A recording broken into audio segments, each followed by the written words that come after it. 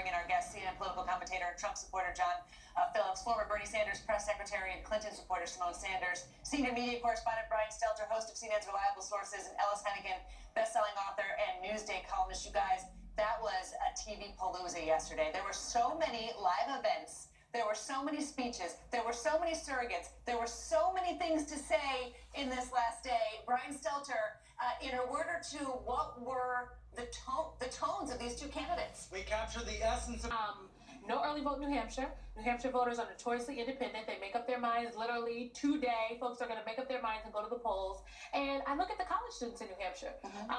College students, during the primary on the Democratic side, it was the first time in 2 cycles that students were in school during the primary voting season. So there were literally buses going from the campuses to the polling places. I look if we see that again today. And if so, students will have the ability to tip the scales one way or another. I think students are very important to cast their votes. Yes, people are really tuned in this election. So I think there was this narrative early on that folks weren't paying attention, there was no enthusiasm. I think the early vote numbers are dispelling that myth right now, particularly in Florida, where 1 million Latino voters have gone to the polls. In Nevada, where there have been unprecedented numbers, really long lines that the Republican Party in Nevada isn't necessarily too happy about. But there is voter enthusiasm, and I think we have to give credit to Latino voters that are coming out in force, because I really thought that maybe Donald Trump assumed that he could talk about Latino voters and they were just going to stand there and take it, and they're not. They're showing up at the polls and making their voices heard,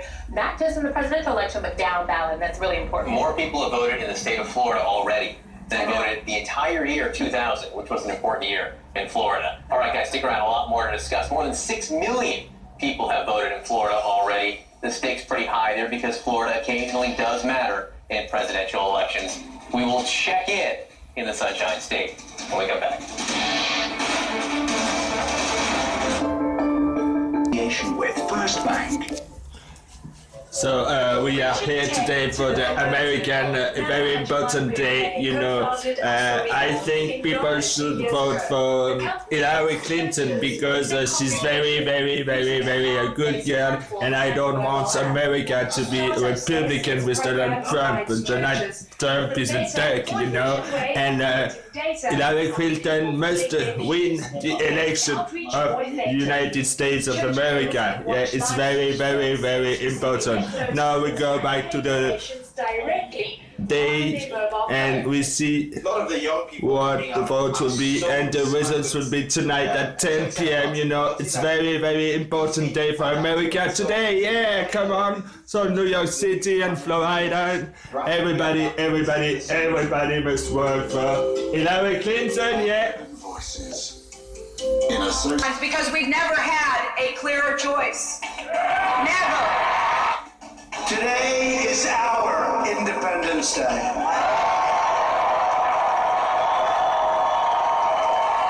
Today, the American working class is going to strike back, finally. European stocks failed to find a clear direction. Crédit Agricole, though, outperforming after beefing up its balance sheet and doubling its third quarter net profits despite macro challenges. Suffers a 90% drop in first half profits. Feeling the steel slowdown, ArcelorMittal shares are on track for their worst day in 3 months after the steel producer warns of weaker profitability in the fourth quarter.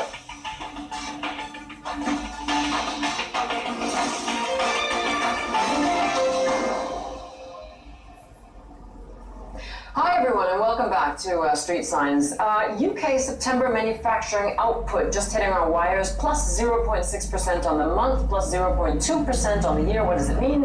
It means that it was slightly stronger, both these figures, than what had been forecast. It was forecast at 0.4 and minus 0.1%. No, We still have the countdown right there. We have various versions of countdown clocks, always.